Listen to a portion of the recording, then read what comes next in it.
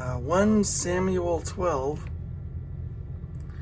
Samuel's farewell speech.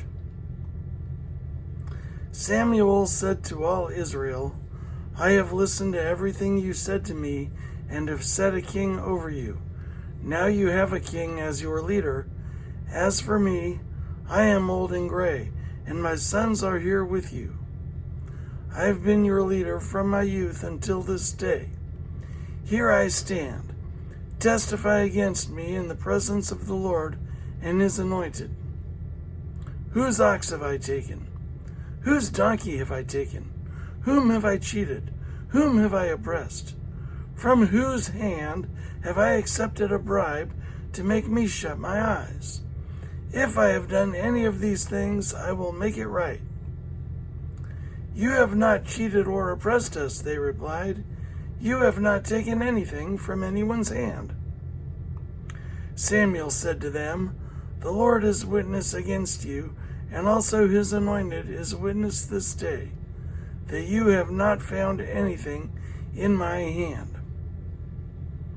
He is witness, they said. Then Samuel said to the people, It is the Lord who appointed Moses and Aaron and brought your ancestors up out of Egypt. Now then, stand here, because I am going to confront you with evidence before the Lord as to all the righteous acts performed by the Lord for you and your ancestors. After Jacob entered Egypt, they cried to the Lord for help, and the Lord sent Moses and Aaron, who brought your ancestors out of Egypt and settled them in this place. But they forgot the Lord their God, so he sold them into the hands of Sisera, the commander of the army of Hazor, and into the hands of the Philistines and the king of Moab, who fought against them. They cried out to the Lord and said, We have sinned, we have forsaken the Lord, and served the Baals and the Ashtoreths. But now deliver us from the hands of our enemies, and we will serve you. Then the Lord sent Jerubbaal, Barak, and Jephthah, and Samuel, and he delivered you from the hands of your enemies all around you, so that you may live in safety.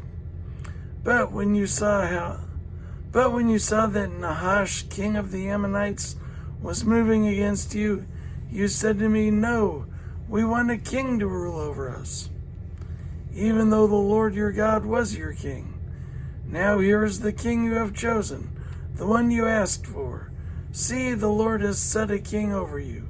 If you fear the Lord and serve and obey him and do not rebel against his commands, if both you and the king who resides over you follow the Lord your God, good. But if you do not obey the Lord, and if you rebel against his commands, his hand will be against you, as it was against your ancestors. Now then, stand still and see this great thing the Lord is about to do before your eyes. Is it not wheat harvest now? I will call on the Lord to send thunder and rain, and you will realize what an evil thing you did in the eyes of the Lord. You will realize what an evil thing you did in the eyes of the Lord when you asked for a king. Then Samuel called on the Lord, and that same day the Lord sent thunder and rain. So all the people stood in awe of the Lord and of Samuel. The people all said to Samuel, Pray to the Lord your God for your servants, so that we will not die, for we have added to all our other sins the evil of asking for a king. Do not be afraid, Samuel replied.